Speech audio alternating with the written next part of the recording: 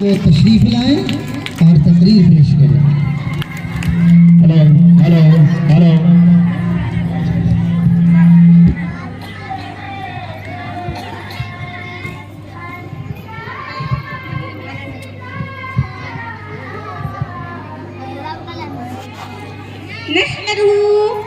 نحمده ونصلي على رسوله الكريم اما بعد۔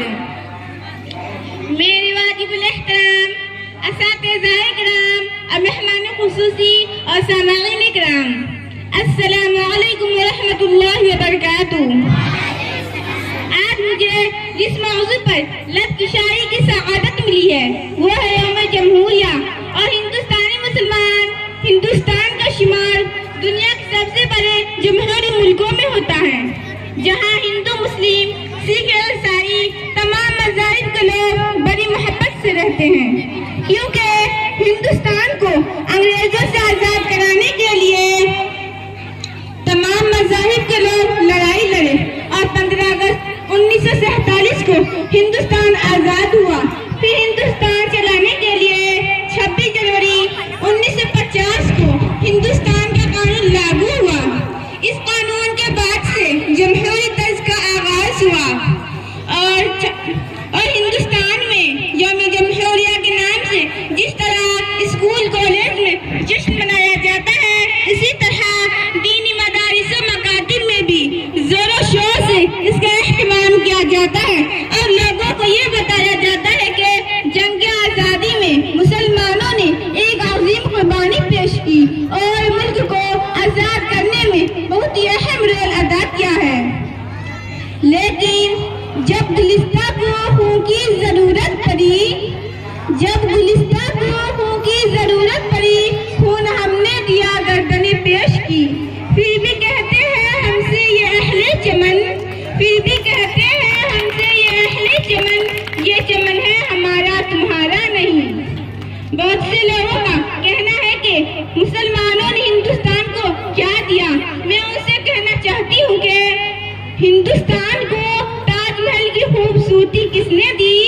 ہندوستان کو تاج محل کی خوبصورتی کس نے دی؟ ہندوستان کو لال قلعے کی سربلندی کس نے دی؟ ہندوستان کو قطب مینار کی اونچائی کس نے دی؟ ہندوستان کو قطب مینار کی اونچائی کس نے دی؟ ہندوستان کو چار مینار کی عظمت کس نے دی؟ جی ہاں، وہ ہم ہی ہیں، اور ہمارے آباء و اجداد نے ہی دی ہے۔ ہندوستان کا چپا چپا مسلمانوں کی عظمت وقار کی گواہی دیتا ہے۔ ملے گی منزل مقصود یہ ایمان رکھتے ہیں، ملے گی منزل مقصود یہ ایمان رکھتے ہیں، ہم اپنی رہنمائی کے لیے قرآن رکھتے ہیں۔ وفاداری وطن سے ہو یہی اسلام کہتا ہے، وفاداری وطن سے ہو یہی اسلام کہتا ہے، ہم اپنے دل کے ہر گوشے میں ہندوستان رکھتے ہیں۔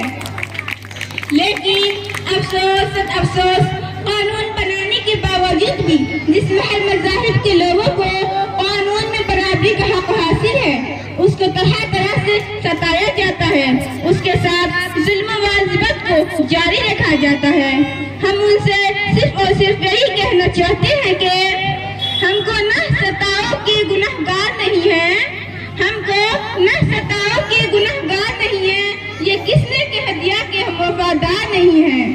جب جب بھی دیش نے مانگا لہو ہم نے دیا ہے، جب جب بھی دیش نے مانگا لہو ہم نے دیا ہے، ہم اہل وطن ہیں، کوئی غدار نہیں ہے۔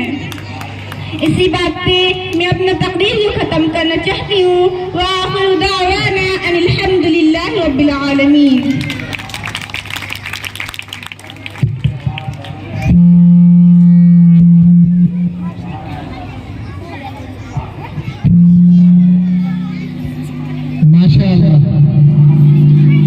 شاید آپ لوگ متحیر ہوں گے کہ آخر یہ کون بچی ہے۔ جی ہاں، یہ کوئی ہمارے گاؤں سے آئی ہوئی بچی نہیں ہے، بلکہ آپ ہی کے گاؤں کی بچی ہے، اور یہ الف لام میم مکتب میں پڑھتی ہے۔ یہاں جتنے بھی بچے ہیں غالباً سب آپ ہی کے گاؤں کے بچے ہیں، اس لیے آپ لوگوں کو پریشان ہونے کی ضرورت نہیں، اور اللہ کا کرم ہے بچوں نے بہت ہی دل جمعی کے ساتھ اور ایمانداری کے ساتھ اساتذہ کرام نے بچوں کو اس قابل بنایا ہے کہ بلا خوف و خطر اسٹیج پر آ کر وہ اپنی بات کہہ سکے اور رکھ سکے۔ اب میں